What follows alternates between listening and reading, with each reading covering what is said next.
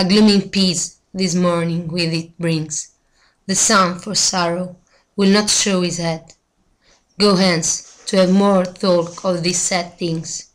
Some shall be pardoned, and some punished, for never was a story of more woe than this of Juliet and their Romeo.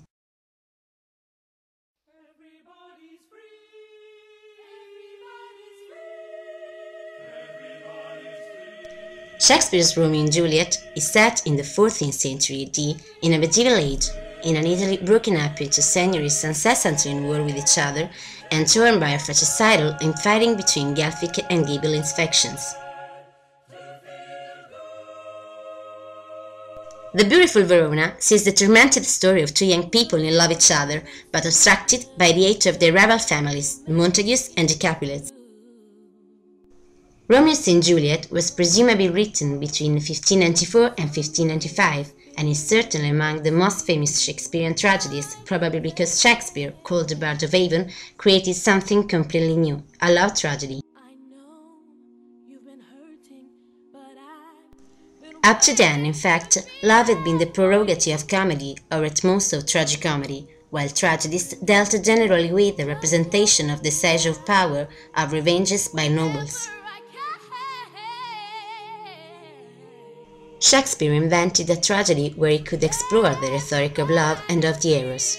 Romeo and Juliet has always been the most known and played tragedy. It has given the opportunity to set plenty of libretto music, incidental music, film music and ballets. Surely, the all-time love story Romeo and Juliet has got plenty of stage adaptation and film version. But no doubt the most original interpretation is that one by the youngest at that time, Baz Luhrmann.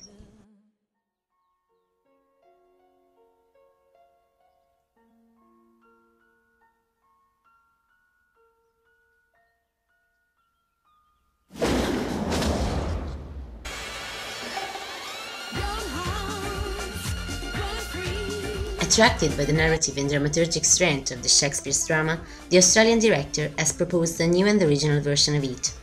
Luhrmann moves the two lovers' vicissitude in a postmodern metropolis and puts Romeo and his Juliet into two rival gangs that, with rap music and amphetamine, foment the reciprocal hate.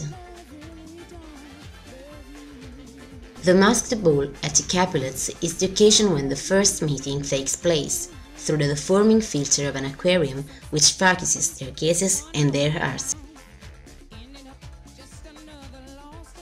A very important element which distinguishes the movie and the drama is the setting. Verona Beach, a mystical city where we can find once again the two families, the Montagues and the Capulets, always in war with each other and ready to challenge each other, seizing the least opportunity to begin epic duels to revenge the respective wrongs suffered and done. So the core is a social war between two industry leader families. As in the drama, a short part of the movie is set in Mantua, but depicted as a deserted and desolated area. Prince Aeschylus, dominating character and as much Prince of Verona in the play, in the film he acts as a chief of police in Verona Beach, and the so-loved Paride, noble and Juliet's betrothed, is the governor's son. Paride, throughout the movie, addresses Juliet and her father in an arrogant and presumptuous way, showing his idea of love, all rough and exclusively interested in Juliet's wealth. Besides the modern transposition of characters who are put in an absolutely new environment, Luhrmann also gives a new interpretation of places and objects by turning sword into pistols called dagger. Also Queen Mab, whom Mercutio depicts in his monologue, widely considered as the most famous, as a tiny creature who alights on the sleepers' faces and realizes their wishes inside their dreams, and then wakes them up with a start and then sends them back to sleep. In the movie, he is presented as a drug, a pill Romeo takes before the party, where he will meet her sweetheart for the first time.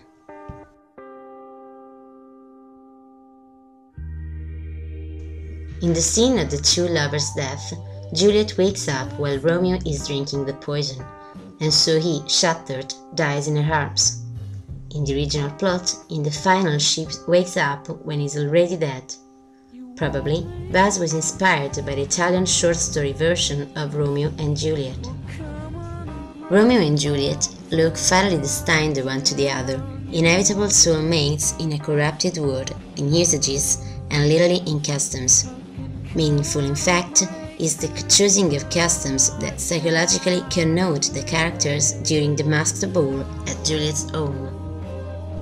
Romeo is worn as a gallant knight in a shining armor, and Juliet as an angel, so they seem one to the other, and Tebaldo as a devil.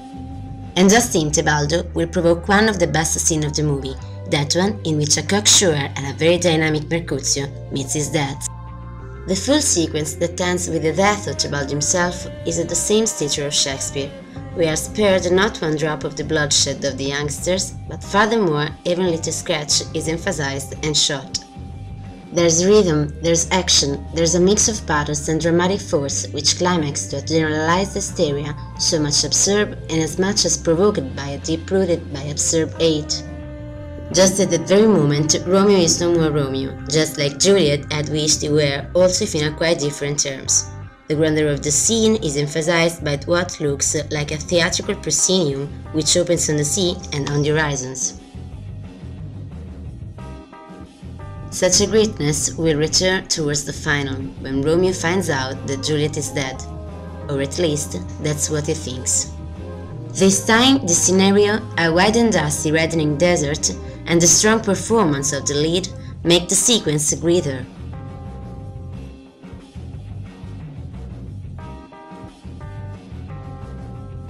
Also Brother Lorenzo is so contemporary that he dresses flowered shirts and has got a big cross tattooed on his back, but his role is nonetheless distorted, such as the final is not changing, also if one could get the illusion of the contrary.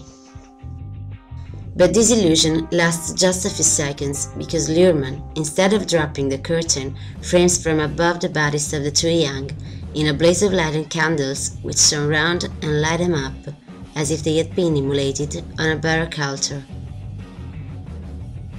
The modern transposition gets to the point of leaving the epilogue to a TV set, as it was besides at the opening prologue.